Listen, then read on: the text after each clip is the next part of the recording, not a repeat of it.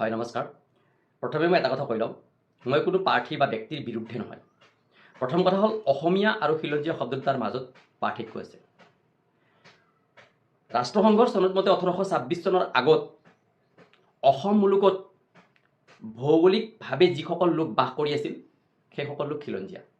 আৰু অসমীয়া শব্দটোৰ যদি আপুনি ডেফিনেশ্যনটো চাব যায় 51ৰ আগত অহা মানুহখিনিক অসমীয়া বুলি মানি লোৱা হৈছে আৰু 1971ৰ আগতে অহা মানুহখিনিক অসম আন্দোলনৰ জৰিয়তে বিপ্লৱ সময়ৰ প্ৰতিবেদন মতেও অসমীয়া বুলি মানি লোৱা হৈছে। এতিয়া কথাটো হ'ল মধ্য গুৱাহাটীৰ সমষ্টিটোক লৈ বহুত তৰ্ক বিতৰ্ক চলি আছে। তেখেতক মই অনা অসমীয়া বুলি ক'ব পাৰোঁ, কিন্তু অসমীয়া নহয় বুলি ক'ব নোৱাৰোঁ। খিলঞ্জীয়াটো নহয়েই, সেইটো বেলেগ কথা। কথাটো হ'ল অসমীয়া এজন হ'বলৈ হ'লে তেওঁ মাৰ কোলাত অসমীয়া শব্দটো শিকিব লাগিব।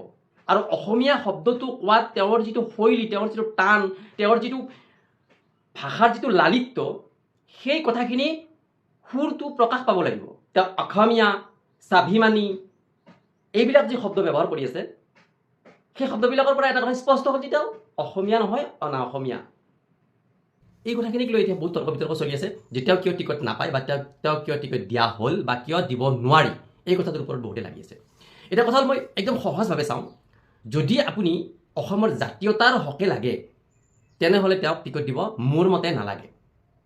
কাৰণ এইটোৱে, তেওঁ MP খেলিব পাৰে, তেওঁ গোটেই ভাৰতবৰ্ষৰ ভিতৰত তেওঁ কিবা এটা কৰিব পাৰে, কিন্তু স্পেচিফিকেলি অসমৰ ক্ষেত্ৰত অনা অসমীয়া মানুহক প্ৰাৰ্থিত্ব প্ৰদান কৰাটোত মই কিন্তু যুক্তিসংগত বুলি নাভাবোঁ। কাৰণ অসমীয়াৰ যিখিনি সমস্যা আছে সেই সমস্যাখিনি এজন অসমীয়া মানুহেই দাঙি ধৰিব পাৰিব। অসমীয়াৰ যিখিনি নিজৰ কথা আছে সেই কথাখিনি এজন অসমীয়া মানুহেই সবলভাৱে উত্থাপন কৰিব পাৰিব। আমি বিধানসভা নিৰ্বাচনত প্ৰত্যেকটো সমষ্টিৰ পৰা এজন এজন জনপ্ৰতিনিধি পঠাওঁ। সেই জনপ্ৰতিনিধিজন আমি কিয় পঠাওঁ? আমাৰ সেই সমষ্টিটোৰ, আমাৰ সেই ৱাৰ্ডবিলাকৰ যিবিলাক অভাৱ অভিযোগ থাকে, সেই অভাৱ অভিযোগবিলাক যাতে সজোৰে উত্থাপন কৰি বিধানসভাৰ পৰা বা এই চৰকাৰখনৰ পৰা আমাক সেই সমস্যাবিলাক সমাধান কৰাত সহায় কৰিব পাৰে বা সহায় কৰে, তাৰ কাৰণেহে আমি পঠাওঁ।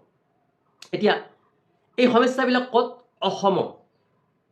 অসমৰ কোনোবা এটা সমষ্টিত, অসমৰ কোনোবা এটা সমষ্টিত কোন বাস কৰে? অসমীয়াসকল বাস কৰে।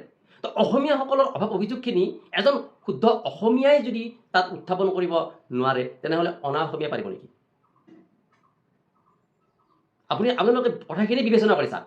আৰু ছেম কুৱেশ্যনটো আপুনি বিহাৰত গৈ এটা পঞ্চায়তত এজন মেম্বাৰৰ ইলেকশ্যন খেলি জিকি অহা ৰেকৰ্ড